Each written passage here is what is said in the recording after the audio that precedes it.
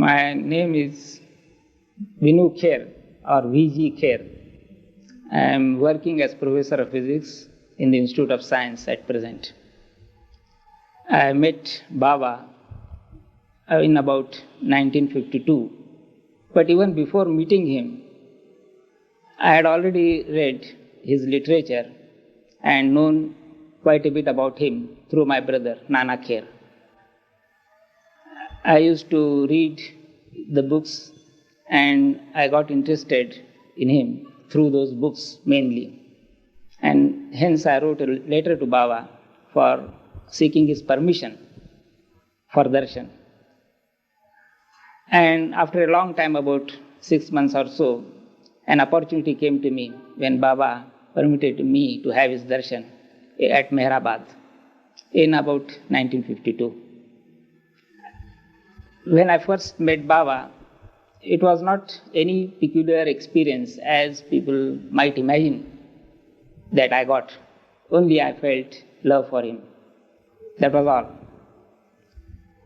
And I have been attending since that time all the programs arranged for his darshan or in connection with his work. I attended both his Savas programs and also other programs for which a public darshan was announced. Many times we used to go to Guru Prasad, the place where Baba used to go during summer vacation. And there we had an opportunity of meeting him and sitting with him, having his sahvas for a long time. And during such times, he used to ask at times some questions, because generally he had given us an idea that we should not ask any questions to him. So on my own, I never asked any question to him. But whenever questions came from him, then alone I said something or asked him something. So on one such occasion in Guru Prasad, I had just come from Nagpur, just arrived there. Baba was very happy and he was looking glorious. As I was sitting before Baba, Baba asked me one question. He said, "Vinoo, you are a professor of physics, you are a scientist. So I would like to know an answer to a question from you." And the question is, he said, that these days, all over the world, and in our own country also, there is a great propaganda about family planning. So many family planning programs are there. And in spite of this, Baba asked me, why is it that the population of the world is exploding? So this was the question he put me. I said, this question I cannot answer. It's very difficult for me. Then Baba had to tell me, wanted something to tell to me, and therefore he put this question. So he told me that this explosion of population that is taking place is due to something which is inevitable with the advent of an avatar. He told us that just as we have this world in which the evolution has come up to the human stage, there are 18,000 other worlds nearly where they are like our earth, where the evolution has come up to the human stage. There are other worlds also where the evolution might have come up to the, say, animal kingdom or up to the vegetable kingdom only. There are millions of such worlds, but there are 18,000 worlds in which the human beings have been developed or evolved. And all those human beings, at the time of the avatar, avataric time is such that it's a springtime, like a springtime, where at the time of the spring, everything comes up, all the vegetable, everything becomes green, the scenery changes. So it's a springtime for the human beings all over the universe, not only in this world, all over the universe. And therefore, all those souls who want to take their, who want to come out to this earth where Avatar has taken his presence, has come here, they want to take their birth here on this world, and therefore there is a population explosion. Not only he told us this, he told this that this population explosion is something which cannot be avoided because of this attraction of the avatar for all the souls in the universe. And he also in addition told us that the different worlds that there are, some of them are so much scientifically developed, even much beyond what we have developed here on this earth, so that there is no need for the people there to communicate their thoughts through speech. They can talk without speech, like that. So he gave a number of such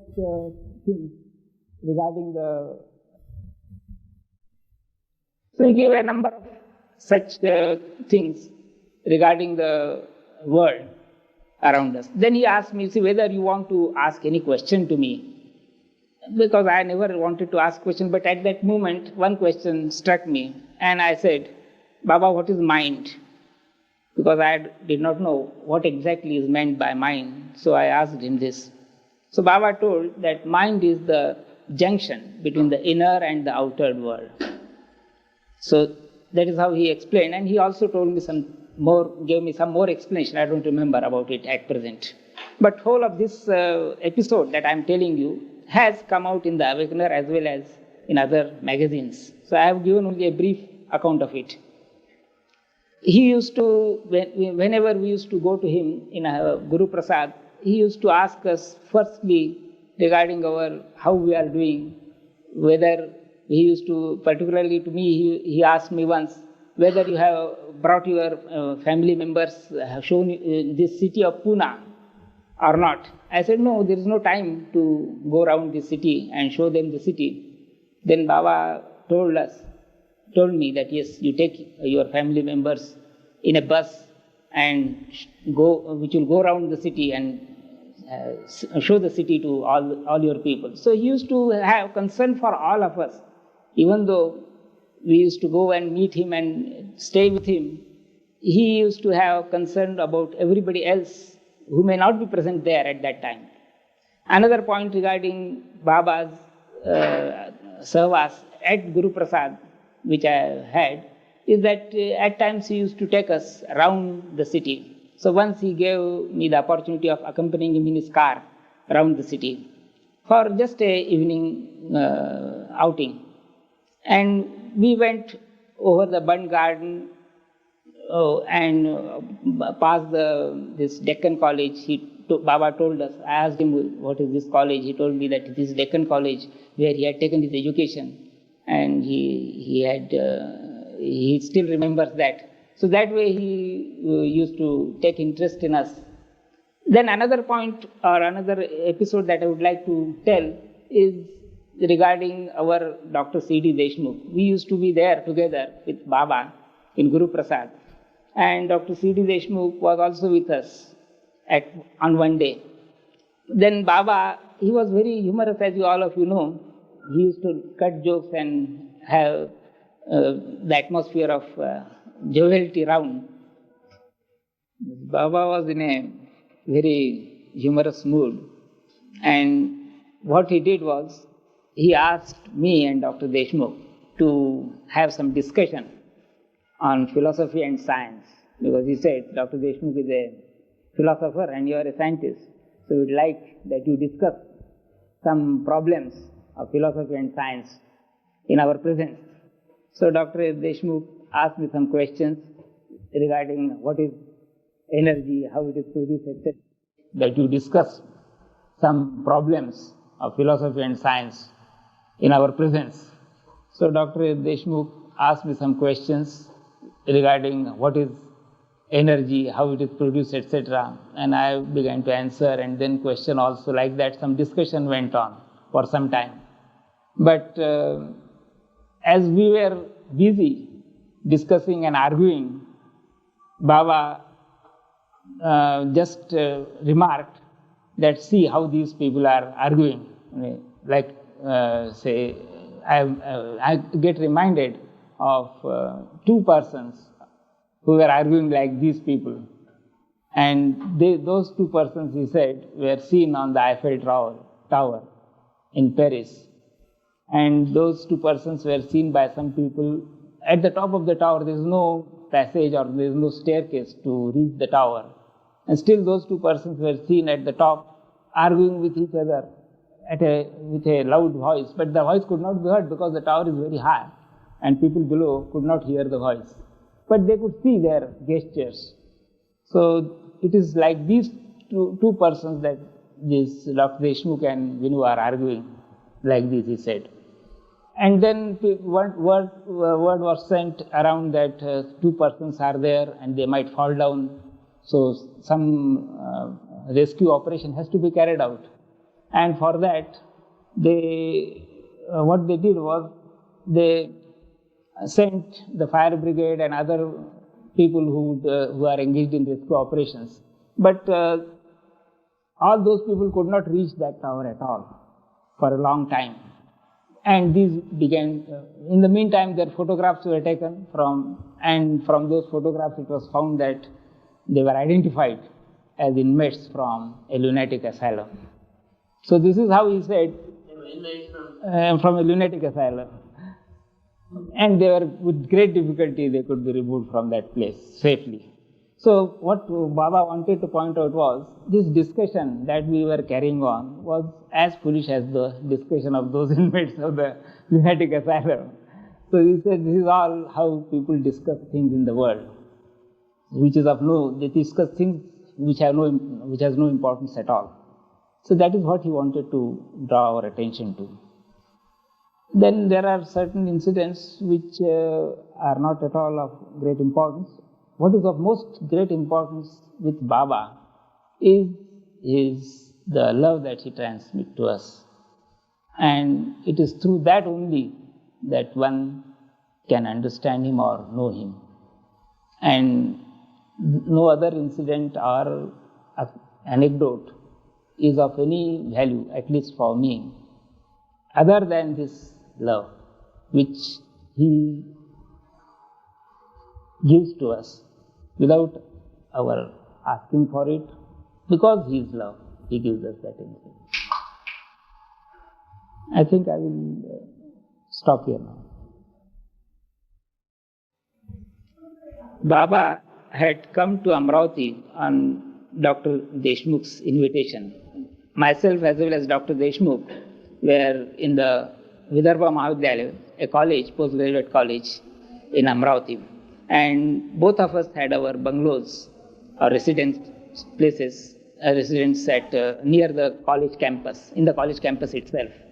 And Baba was staying in Dr. Deshmukh's bungalow, and Baba's Mandali, that is all the people who accompany him, generally about 20 or 30 people, all of them were staying in my bungalow. Then I wanted to invite Baba for meals on one day. So I asked him whether he would come to our residence for meals on one day. Baba very kindly agreed. And then he agreed to come, say, at about 11:30 in the afternoon for meals. And in the morning, we went along with Baba to a nearby village, because there was a must there in that village, or a saintly person, who was very old and infirm and could not come to Baba. So he had expressed a wish that Baba should come and give his darshan to him. So we went there along with Baba in a bus. In that place, the place was a very small village. All the villagers also gathered as soon as our bus arrived, and Baba went there. But as soon as Baba entered the hut of the saint, he came, though he was infirm, he wanted to bow down to Baba, but Baba did not allow him to bow down, and he himself bowed down to the saint. Then the saint said, there is one shlok in Gita, he uttered that shlok, Ida ida hi dharmasya glanir bhavati bharata abhithanam adharmasya tadatmanam sridhamnam. So you are the same ancient one who has come as avatar. That is what he told to Baba. But and I would like to serve you, but since you want to serve me or bow down to me, I cannot do anything but allow you to do it. Then after that visit at that place, which was near about Amravati, we came back a few miles, and it was about 11:15 or 11:30 by the time we returned. And then Baba suddenly asked me, Vinu, I am very hungry. Is your meal ready? I was all the time with him, so I had no idea that he would ask me this question, because I had no idea whether the meal is ready or not. So I said, Baba, I don't know. I will have to find out. No, said he, I am very hungry. Then I went to my home, because he was staying with Dr. Deshmukh, and my residence was very near, say, about 2 minutes walk. So I went there and then found out, and then we took him. So that incident shows, you see, how he used to touch our heart, you see, by merely asking this simple question, that I am hungry, whether the meal is ready, you see. Then during the meal time, we had a neighbor, by merely asking this simple question, that I am hungry, whether the meal is ready, you see. Then during the meal time, we had a neighbor in our house who also wanted to see how Baba takes the food. But unfortunately, Baba, as Erech was with us at that time with Baba, Erech told that Baba doesn't take meal in the presence of all people. What he does is, he takes his food when the door is closed and only Erech or 1 or 2 people are there, particularly. So I said to say, how is it that he takes the meal only in the presence of Erech or 1 or 2 people? Why not along with all of us? So he said, you see, this peculiar habit Baba has developed because of the women Mandali in Meher. You see, you know that there is one, something like Drushtalagni, that is, people say while taking their, suppose small children are there or little children are there, and they are taking their food, then the mothers are very much afraid that people would look at their children, lovely children, and then their bad sight would affect them.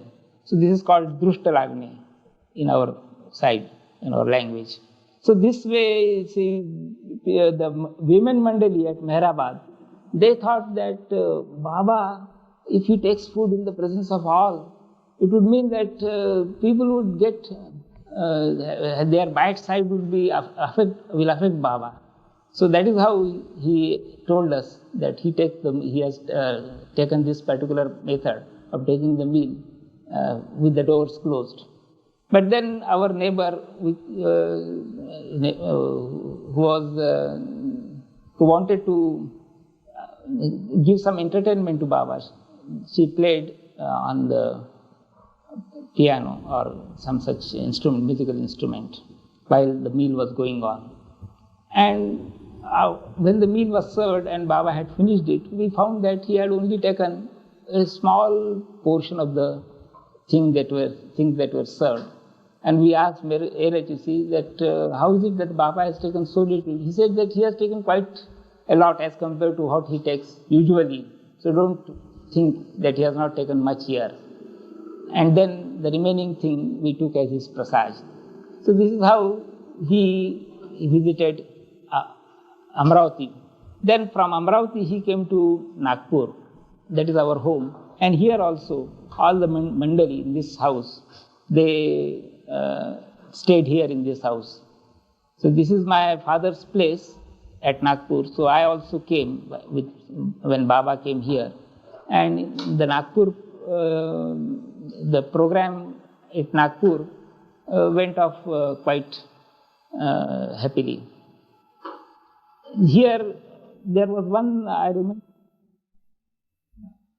and sitting around Baba, he used to play with us many times, play the game of cards. Lask was the most favorite game which he used to play with us. And during that game, that party which lost had to go down and rub their noses in the presence of Baba. So this opportunity I had a number of times of playing with him, Larisk, and going down to him Then in the afternoon, when it was tea time or some such, when we were all exhausted, Baba used to personally serve us either sharbat or ice cream or some such thing. And during such serving, giving the ice cream, he used to serve not only once, but second round, third round, fourth round at times was there, till everything was exhausted. So we were looking forward to his serving us these things on those afternoons whenever we used to meet. See, it was not always that he allowed us to visit him in the afternoon in the Guru Prasad. Generally, the darshan programs were in the morning from 9 to 11 or 12, and then in the afternoon, only a few selected people were allowed to visit him. And since we used to come from a long distance from Nagpur to Pune, he used to permit us to come in the afternoon also during our stay, which was for about 4 or 5 days at a time. So we had a great opportunity of sitting around him and just enjoying his presence in Guru Prasad for a number of days on successive years. And it is only after,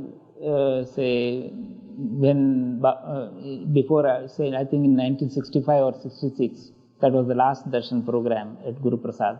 And after that, we were all waiting, but the darshan program never came. As you already know, in 69, we had the last darshan program, but without his presence, his physical presence, I mean. So his our remembrances about him at Guru Prasad are extremely sweet and they are unforgettable. I think that is all. My name is Vinoo Kher. I first met Baba on, I don't remember the exact date. It was probably 63 or 64, something like that. Well, we were very glad to meet as always, but I had the privilege to meet him for only one time. When I went to him, I bowed down, and as my usual habit was, I bowed down till. When I went to him, I bowed down, and as my usual habit was, I bowed down till the one whom I had